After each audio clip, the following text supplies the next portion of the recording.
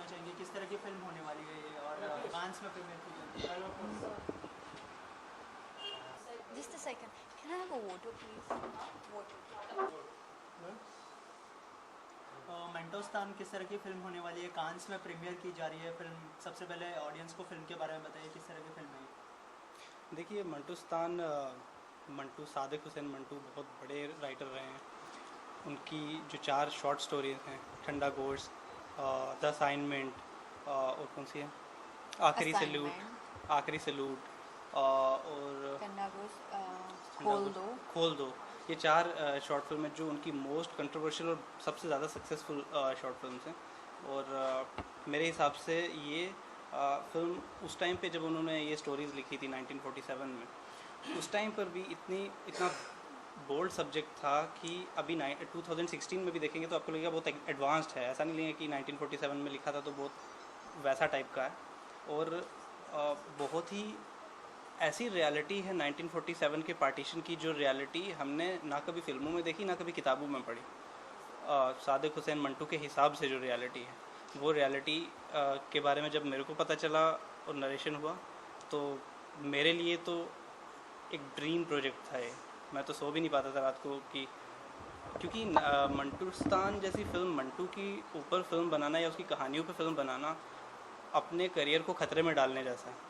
तो बहुत एक्साइटिंग था। और फिल्म कांस जा रही है तो ऑब्वियसली जब हमने फिल्म बनाई थी तो हम ये नहीं सोचते हैं कि फिल्म कहाँ जाएगी, कांस जाएगी, ऑस्कर जाएगी या कहीं जाएगी या नहीं जाएगी। हम अपनी सेटिस्फेक्शन के लिए फिल्म बनाते हैं, हमने कभी ऑडियंस की सेटिस्फेक्शन के लिए काम किया नहीं है।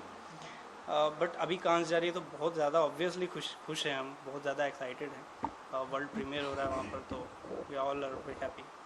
Tell us about your character, what character you are playing in the film. My character in assignment.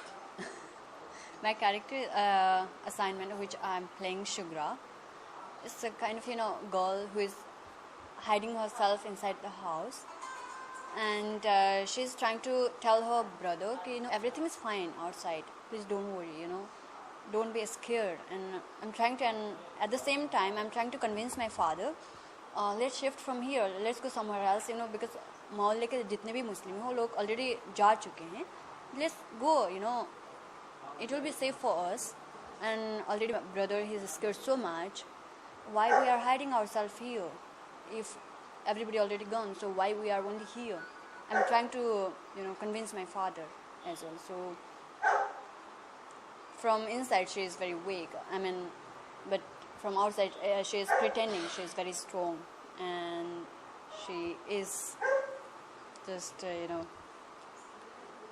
अगर रियल लाइफ की बात करें तो अपने कैरेक्टर से कितना कनेक्ट करती है आप? When Rahat told me about this character, and then I was telling Rahat, do you think I will be able to do this character? And I have already done before this one short films with Rahat, Asma.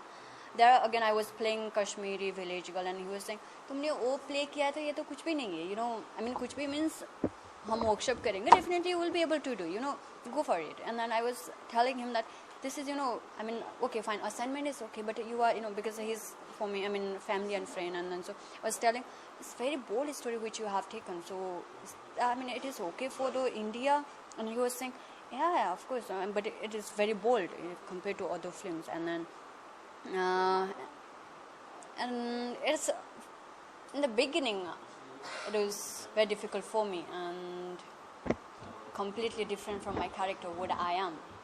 And people, they always think I can't do such kind of Indian glam role, but I did. And definitely Rahat helped, and Virendra Saxena ji, he helped me a lot to do this role. Otherwise I don't think I would have done it such a good way. So they helped me a lot for this role. जैसे कि आप दोनों ने कहा कि ये काफ़ी bold role है फिल्म में, तो सबसे पहले आप बताइए कि कितना कंफर्टेबल थे और कैसे प्रिपेयर किया आपने खुद को? देखिए, जैसे कि आपने कहा कि काफ़ी सोचना पड़ा आपको इस। तो सबसे पहले आपको एक चीज़ बड़ी क्लियर करती हूँ कि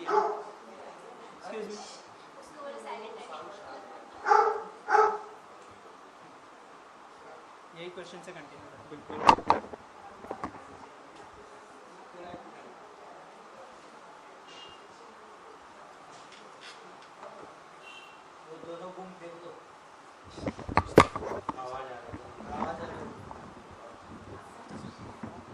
ओके, स्टार्ट करें।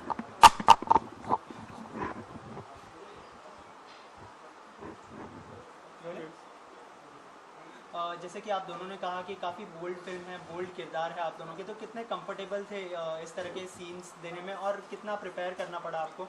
Sir, if you want to answer. Let me tell you, mine is not that bold. I have played a very subtle role. There are 4 stories, which is Kholdo, Assignment, Thanda Ghost, Aakhri and Aakhri Salute. So from this all, mine is pretty subtle. I don't have that bold. I'm with my brother and father who is hiding herself inside the house and then trying to protect her family. And then, so I was trying to pretend my family, okay, I'm strong, and then I'm trying to tell my father, let's go somewhere else and then let's save ourselves as well, like although because there are lots of things going on outside. देखिए, मैं सबसे पहले आपको ये बता दूं, clear कर दूं, बोल्ड का मतलब वो फिजिकल सेक्सुअल वाला बोल्ड नहीं है ये। अब बोल्ड का मतलब कि स्टोरी के अंदर, स्क्रिप्ट के अंदर इतनी सारी सच्चाइयाँ हैं। पार्टीशन के बारे में मैंने भी बहुत पढ़ा है और इवन बच्चे बहुत छोटी छोटी 6, 7, 8, 9 की बुक्स में, हिस्ट्री में भी पढ़ते हैं। लेकिन मैं भी पार्टीशन के बारे में जानता था कि जब पार्टीशन हुआ तो बहुत सारी चीज़ें हुई, लूट मार हुई, मर्डर हुए, सब चीज़ें हुई। लेकिन इतनी ज़्यादा इस लेवल तक गलत चीज़ें लोगों के साथ हुई हैं, ये मैं नहीं जानता था। बोल्ड का मतलब सिर्फ सच्चाई, इतनी बोल्ड सच्चाई है कि उसको बोलने के लिए या उसको दिखाने के लिए या उसको कहने के लिए आपको बहुत हिम्मत की ज़रूरत है। ये उस तरह की सच्चाई है कि मैं जितनी बार मंटू साहब देखता हूँ उतनी बार मेरे को हैंगओवर होने लगता है, मेरे रोंगटे खड़े होने लगते हैं। And that risk Rahat has taken. Really, बहुत it बड़ा is risk very, definitely nobody other, if Rahat has not taken, nobody, I don't think anybody can make better than Rahat this film. बिल्कुल। मंटू की सारी stories बहुत bold होती हैं, partition के ऊपर होती हैं, लेकिन ये 4 सबसे बेस्ट हैं और इतनी ज़्यादा बोल्डिंग कि आप 2016 में भी ये चीज़ें होते हुए इंसानों के साथ देखोगे तो आपको लगेगा कि आपको डाइजेस्ट नहीं होगा कि ये सब भी हुआ था उस टाइम पे लोगों के साथ, या हो सकता है। ये बहुत ज़्यादा बोल्ड है और मैं एक्सप्लेन नहीं कर सकता। And जिस हिसाब से राहत ने दिखाए हैं, that is really, which is something different, he has portrayed really well, unexpected. आप दोनों से जानना चाहूँगा, पार्टीशन के बाद की कहानी है ये, तो कोई इंस्पिरेशन था जिसको आपने ध्यान में रखकर अपने किरदार को निभाया हो, या ऐसा कोई किरदार जो आपको इंस्पायर किया हो फिल्म के दौरान? देखिए, मेरा जो कैरेक्टर था ईशर सिंह का, ये मैंने किसी कैरेक्टर को इंस्पायर होकर नहीं किया क्योंकि ये बिल्कुल अलग था। इस तरह के कैरेक्टर्स मैंने कभी देखे नहीं अपनी ज़िंदगी में, तो मैंने अपना कैरेक्टर खुद ही बनाया और मैंने अप्रॉक्सीमेटली काफ़ी बार उस स्क्रिप्ट को पढ़ा, तो मुझे वो कैरेक्टर मेरे साथ होता ही ऐसा, जो भी मैं फ़िल्म करता हूँ वो कैरेक्टर मुझे दिखने लगता है एक टाइम के बाद, जब मैं उसे बार बार पढ़ता हूँ स्क्रिप्ट को, तो वो कैरेक्टर मुझे खुद ही दिखने लगा था अंदर से। और उस कैरेक्टर को बाद में मैंने प्रिपेयर किया, मैंने किससे इंस्पायर नहीं हुआ, बट मैं ये स्क्रिप्ट्स देखने के बाद सादिक हुसैन मंटू से ज़रूर इंस्पायर हो गया बहुत ज़्यादा। ये सादिक हुसैन मंटू का एक कोट भी है कि अगर मेरी कहानियाँ आपको घिनौनी लगती हैं तो इसमें मेरी गलती नहीं, समाज ही ऐसा है और मेरे को समाज को आईना दिखाना है। अगर वो नंगे खड़े हैं तो मैं उनको कपड़े नहीं पहना सकता, कपड़े पहनाने का काम टेलर का है। तो ये उस तरह की कहानी है। Any character inspired you from this movie? Not really. Definitely, while doing, I was not, connected much with the character, and then after Rahat convinced me, and I started connecting with the character, and then I started, doing workshop, and then I started, seeing such kind of role what I'm playing here. So that all, nobody such. जैसे कि कांस में जा चुकी है film, तो इस success को किस तरह से सेलिब्रेट करने वाले हैं और कितने एक्साइटेड है, कुछ नर्वसनेस या No, there is no nervousness. It's first, it's really huge platform. Right. Definitely we are excited. Nervous हम तब थे जब फिल्म स्टार्ट हो रही थी, अब नर्वस नहीं है, फिल्म बन गई है। Yeah. अब हम बहुत कॉन्फिडेंट है फिल्म को लेकर और बहुत एक्साइटेड हैं, बट अभी बहुत कुछ होना बाकी है। Very good news. We are doing our premiere in Cannes. That is the big thing, which is. Thank you so much. Thank you. Thank you so much. Group camera में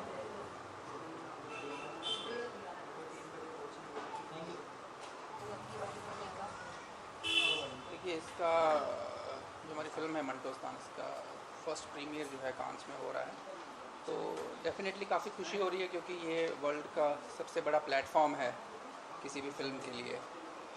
यहाँ पर दुनिया के 100 से ज़्यादा देशों से लोग वहाँ पर आते हैं और ज़्यादातर फिल्म फ्रेटर्निटी से जुड़े हुए लोग जो हैं वो आते हैं। तो डेफिनेटली काफ़ी खुशी का मौका है, क्योंकि मेन मकसद किसी भी फिल्म मेकर का फिल्म के पीछे ये होता है कि उसकी फ़िल्म ज़्यादा से ज़्यादा ऑडियंस तक पहुँचे, ज़्यादा से ज़्यादा लोगों तक पहुँचे। और स्पेशली इस तरह की फ़िल्म जो कि लिटरेचर पर बेस्ड है और इतने बड़े राइटर सादत हसन मंटो की कहानियों पर बेस्ड है, तो हमारे लिए सौभाग्य की बात है कि कांस में हमें स्क्रीनिंग करने का मौका मिल रहा है, सो दैट हम लोग जो है इस तरह की फ़िल्मों में इंटरेस्ट रखने वाले जो लोग हैं वो बहुत ज़्यादा तादाद में हमें वहाँ पर मिलेंगे और इससे हम लोग एक वाइडर रेंज ऑफ ऑडियंस तक आसानी से पहुँच पाएंगे। तो मंटोस्तान के थ्रू लोगों को कोई मैसेज मिलेगा?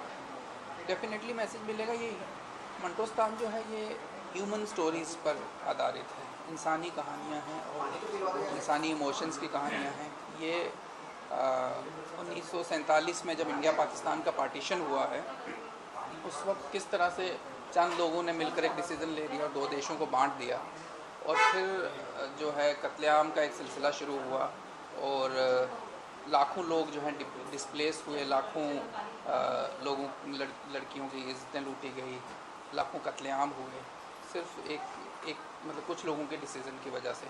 और वही उसके पीछे का जो पेन है वो मंटो ने बहुत ही ओपनली अपनी कहानियों के बीच में लिखा है और यही वजह है कि मंटो की कहानियों पर बहुत ज़्यादा कंट्रोवर्सी भी हुई उस ज़माने में जब उन्होंने लिखा था, क्योंकि वो इतने खुले तौर से, इतने नेकेड तौर से कहानियों को लिखते थे, समाज की जो गंदगी है उसको दिखाते थे कि बिना किसी डर के, कि शायद कुछ लोग उसे बर्दाश्त नहीं कर पाते थे या हज़म नहीं कर पाते थे और इसलिए कंट्रोवर्सी हो जाती थी। इन्हीं कहानियों पर की वजह से मंटो पर चार्जेस लगे, उन्हें पाकिस्तान में उन्हें जेल भेजने की कोशिश की गई, कई सारी चीज़ें हुई।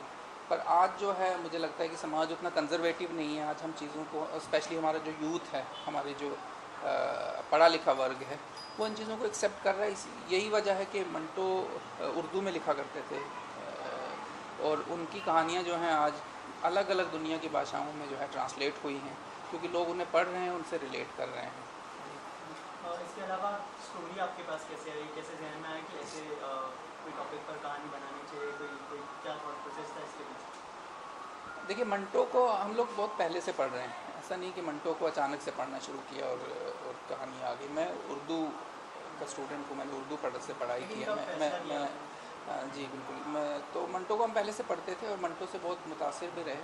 पर कुछ साल, 1.5 साल पहले जो है हम लोग कुछ शूटिंग कर रहे थे किसी एक प्रोजेक्ट की, तो उससे पहले मैंने एक कहानी पढ़ी थी खोल दो, जो कि मुझे बहुत हॉन्ट कर रही थी। मैंने जब से पढ़ी थी मैं उसे भूल नहीं पा रहा था, जो इन 4 कहानियों में से एक है। तो सेट पे मैंने रघुवीर यादव जी से ऐसे ही डिस्कस किया। मैंने कहा इतनी कमाल की कहानी है और मैं हैरान हूँ कि मंटो की इन कहानियों के ऊपर कभी कोई फिल्म नहीं बनी, किसी ने काम नहीं किया। तो वो भी यही कहने लगे कि हाँ वाकई, और उन्होंने भी मंटो की कई कहानियाँ पढ़ी थी। फिर उसके बाद वीरेंद्र सक्सेना जी, ये लोग सब थिएटर से जुड़े हुए लोग हैं, सीनियर लोग हैं। इन लोगों से जब बात हुई तो सब लोग कहीं ना कहीं बड़े इंटरेस्टेड थे कि मंटो के ऊपर कुछ काम होना चाहिए। तो इसी तरह से एक शुरुआत हुई और फिर उसके बाद हमारी जो पूरी टीम है, चाहे मेरे साथ में मेरे जो पार्टनर हैं, मेरे प्रोड्यूसर तारिक खान या ज़ेबा जी हैं जो मेरे को प्रोड्यूसर हैं, हम सब लोगों ने मिल के बैठ के डिस्कशन शुरू किए। हमने और कहानियाँ पढ़ना शुरू की, तो ऐसा लगने लगा कि एक कहानी में जो है बात पूरी नहीं हो पाएगी। तो इस वजह से फिर 4 कहानियाँ हमने शॉर्टलिस्ट की, जो एक ही सिचुएशन पे एक साथ जुड़ी हुई हैं। एक ही, जब वो पार्टीशन हुआ है उस वक्त एक कहानी जो है, एक तरफ अमृतसर में कुछ चल रहा है, एक तरफ लाहौर में कुछ चल रहा है, एक तरफ कश्मीर में कुछ चल रहा है, तो चारों कहानियाँ पैरेलली एक साथ चलती हैं। तो इस तरह से मतलब मंटो की कहानियों के ऊपर फिल्म बनाने का ख्याल है। आपकी मूवी बनाते समय आपको कोई प्रॉब्लम्स है, किसी चीज़ से आपको कठिनाई, आपको कोई प्रॉब्लम्स आई रिलीज़ करते टाइम या बनाते टाइम से? देखिए, फिल्म बनाते वक्त प्रॉब्लम्स तो नहीं कह सकते, बट चैलेंजेस ज़रूर होते हैं, क्योंकि आपको वो एरा क्रिएट करना है।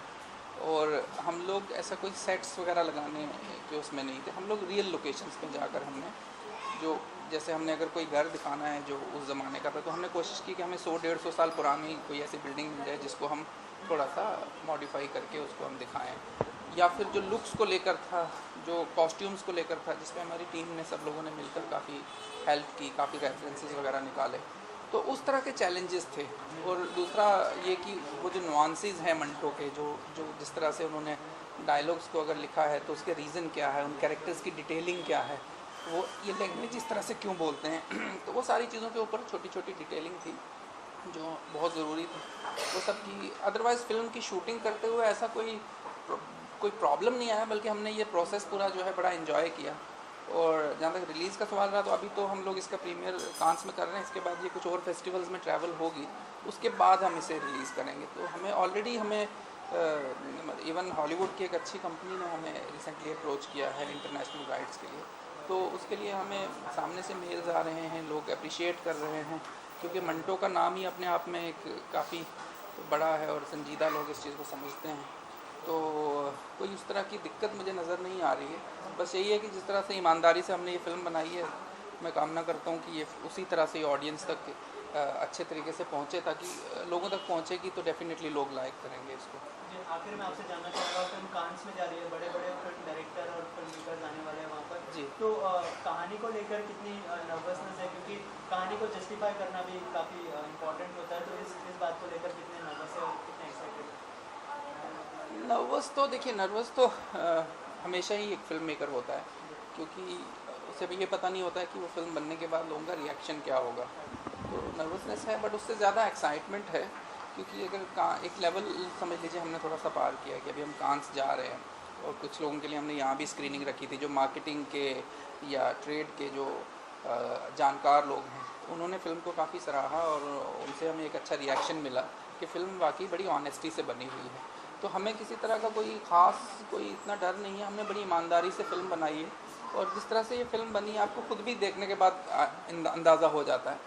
और दूसरा ये कि मैं जिस जगह से बिलोंग करता हूँ, मैं JNK के एक इलाका है पूंछ, वहाँ से बिलोंग करता हूँ, तो हमारी जो खुद की लैंग्वेज नुआंसेस या हमारे आसपास के जो किरदार हैं वो मंटो के किरदारों से, तो बहुत ज़्यादा ऐसा नहीं है कि मुझे किसी बाहर की कहानी पे जाके रिसर्च करना था और फिर पता नहीं वो कितना खरा उतरा होगा। ये सारी चीज़ें ऐसी हैं जो शायद हमारे ब्लड में, हमारे आसपास ही की चीज़ें हैं।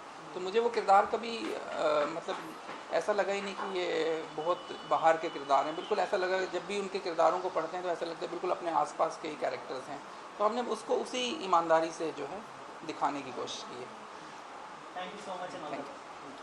मैम, सबसे पहले तो ऑडियंस को अपने किरदार के बारे में बताइए, किस तरह का किरदार निभाने वाली है आप?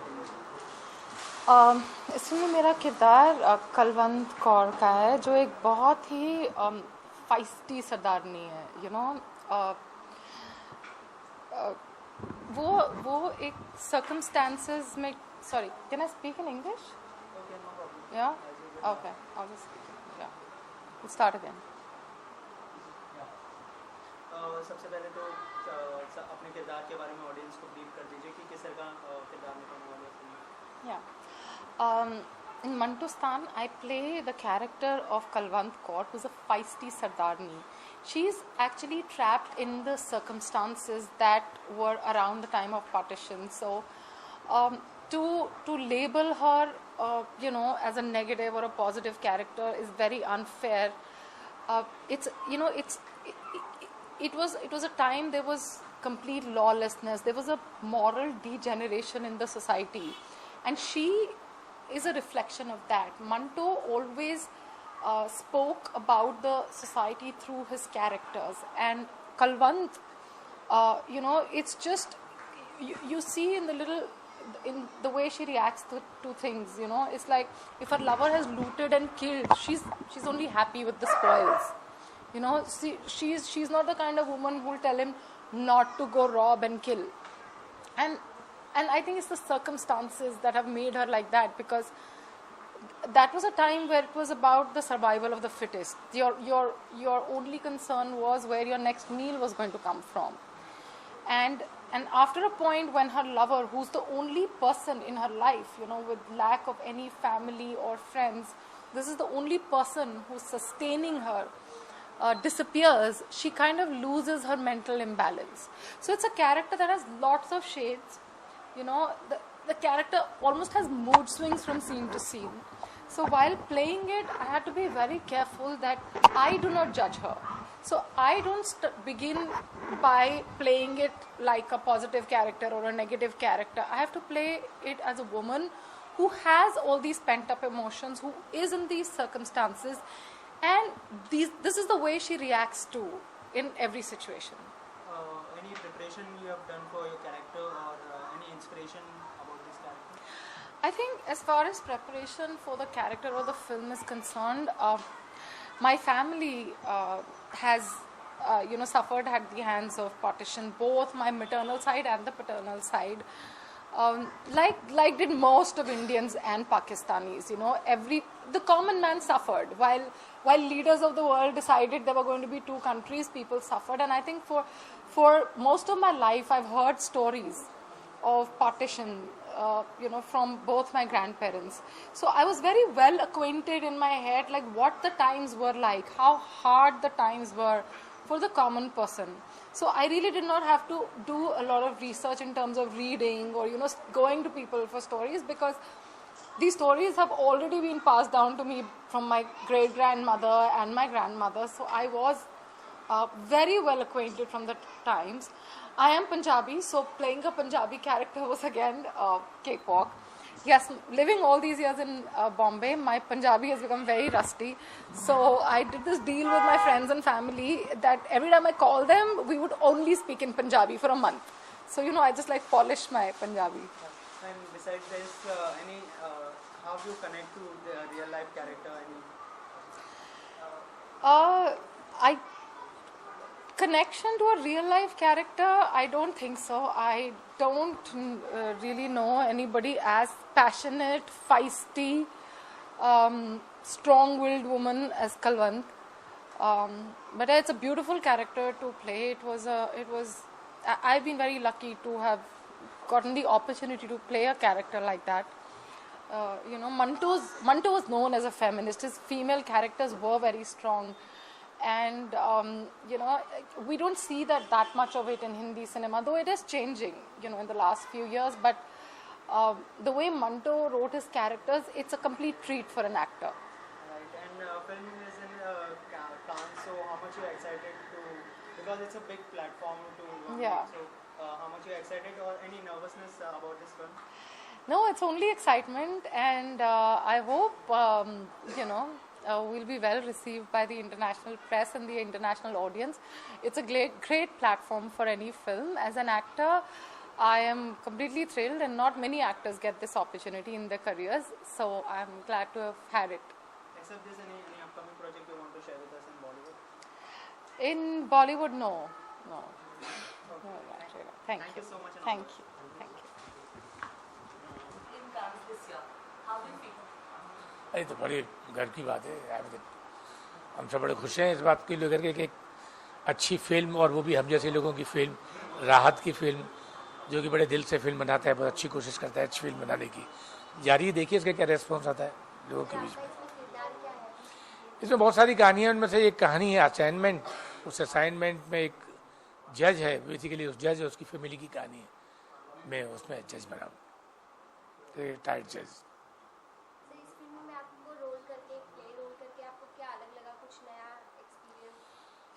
एक दोबारा से जो बॉम्बे आकर के एक नयापन सा आ गया है, एक वही चीज़ें रिपीट होने वाली चीज़ें हैं, वही एक मतलब एक रट है बॉम्बे की, एक ख़ास तरीके की कहानियाँ होती हैं।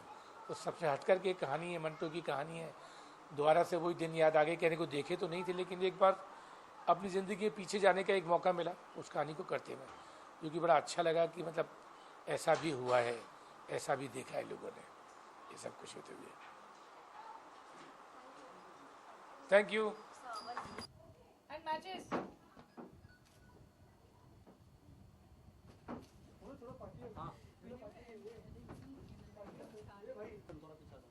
मैं उसी साइड चली जाऊंगी, मेरे को पहले लाइट तो करने दे, फोटो किसकी खींच रहा है?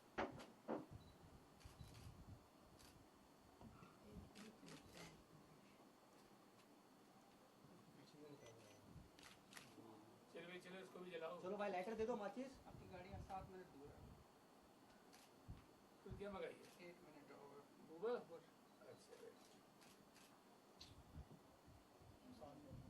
I mean, let's cut it now without the नहीं, नहीं, don't do that ना, ये होंगे उसको ये जगह ढूंढने में बहुत मुश्किल पड़ जाएगी यार। नाइट भी तो नहीं है। करता? अरे मैडम थोड़ा अभी मैं मैडम को बिठा, मैडम आप बैठो। थोड़ा सा चलो बैठ गए। सब लोग सामने देखिए, सब लोग सामने। सब उधर देखो। इसके बहुत सारे टुकड़े कर दो, चलिए टुकड़े टुकड़े कर दो। काट दो। राहत भाई हाथ में केक उठा लो ऐसा भी चलेगा? ऐसा भी पूरा केक? हाँ पूरा cake. I will hold it you cut यार क्या बात है। आग लगा देगा आग लगा देगा।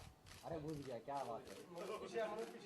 Okay thank you. उठाने वाला बंद कर दो, रानी है। ठीक है, okay thank you.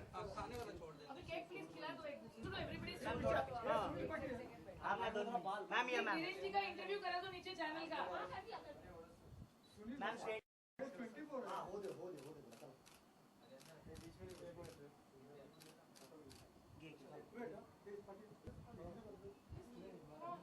Ma'am just ready one more hello wait look here this centre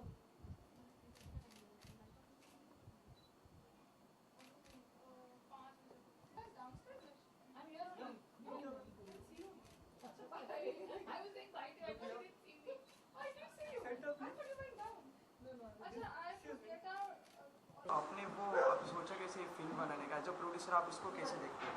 नहीं, सबसे पहले तो जब मैं राहत भाई के साथ जुड़ी हूँ, मुझे मालूम है कि उनकी सोच एक सेंसिबिलिटी की तरफ बहुत ज़्यादा जाती है।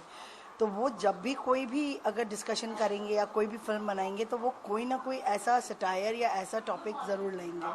तो जब उन्होंने मंटू की स्टोरी के बारे में जब जिक्र किया तो उसमें दो राय ही नहीं था कि हमें नहीं करना है। तो इमीडिएटली हम सब ने अग्री किया कि करना चाहिए। तो इस तरीके से हम लोग करना शुरू कर दिया। Thank you. राम सिंह का रोल किया है, उसमें दो कैरेक्टर होते हैं। अब राम सिंह जो है वो हिंदुस्तानी है और उसी के साथ एक रब नवाज है जो पाकिस्तानी है। दोनों एक ही बटालियन में भर्ती हुए हैं, बट पार्टीशन होने के बाद एक पाकिस्तान में चला जाता है और एक हिंदुस्तान में रहता है। तो अल्टीमेट वो जाके एक बॉर्डर में मिलते हैं, पुंछ बॉर्डर पे। तो वहाँ पे उन दोनों को एक दूसरे को मिलने का स्वभाव मिलता है। वो राम सिंह जो है रब नवाज को पहचान जाता है कि भाई उस साइड जो पाकिस्तान वाली फ़ौज है तो उसके साथ उसका दोस्त होता है। तो अल्टीमेट कहीं ना कहीं जाके वो पुरानी दोस्ती और वो सारी चीज़ें याद आती हैं। तो एक वक्त में वो राम सिंह रब नवाज से कहता है कि भाई मुझे कुछ सामान दूसरी पोस्ट से लाना है, तो उसके लिए थोड़ा सा मुझे टाइम दीजिएगा। तो वो कहता है ठीक है। तो उसी के बीच में बिटवीन उनकी जो इतनी खुशी होती है बहुत देर के बाद जो मिलते हैं, तो उसी में वो हंसी मजाक में राम सिंह को गोली लग जाती है। तो राम सिंह जो है वो उस गोली लगने के बाद भी 2-3 घंटे अपनी पोस्ट पे रहता है और उस पोस्ट को नहीं छोड़ता है। वो अपने जान पे खेलता है लेकिन हिंदुस्तान को पोस्ट जो है वो नहीं छोड़ता है। तो उसी के बीच में जो रब नवाज है वो आता है उसके पास और एक डॉक्टर मंगवाता है जो पाकिस्तानी होता है। और सबसे बड़ी बात क्या है कि एक पाकिस्तानी ऑफिसर आके राम सिंह को सल्यूट करता है, कहता है कि ये पहले हमारी ही बटालियन में था। तो हमने उसमें ये दिखाया है कि कोई ज़ात पात नहीं, कोई कुछ नहीं। एक देश था जो अलग हो गया, दो दोस्त थे बचपन के, लेकिन वो फिर भी वही प्यार है। देश अलग हो गया लेकिन दोस्ती जो है वो बिल्कुल बरकरार है, वैसी रहती है। और लास्ट दम तक रब नवाज जो है उसने गोली मारी नहीं होती है, उसने गलती से उसे गोली लग गई होती है। तो लास्ट में बड़ा ही एक इमोशनल सीन है जो मंटू ने लिखा है और हमने उसके एक एक वर्ड पे लिखे हुए में एक्टिंग करने की ज़रूरत ही नहीं थी, मैं इतना अच्छा लिखा हुआ था। तो उसमें क्या है कि रब नवाज जो है और राम सिंह को दोनों को वो पुराना वक्त याद आता है और फिर वो एक दूसरे को कहता है, राम सिंह कहता है भाई मुझे ले चलो, मुझे उन बारगों में खेलना है और मैं पढ़ना है। ये सब कुछ नहीं है। तो किसने हमारे देश को अलग कर दिया, ये सब क्यों, ऐसा क्यों है? तो ये मेरा करैक्टर है तो इस फिल्म में। और एज ए प्रोड्यूसर मैं यही कहूँगा कि ये फ़िल्म जो हमने बनाई है बहुत सेंसिबल सिनेमा है और राहत जी की बहुत मेहनत है, पूरे यूनिट की मेहनत है। ज़ेबा जी इन्होंने ड्रेस किया है, बहुत बढ़िया काम किया है सारे यूनिट में। तो अब इतना सेंसिबल टॉपिक है तो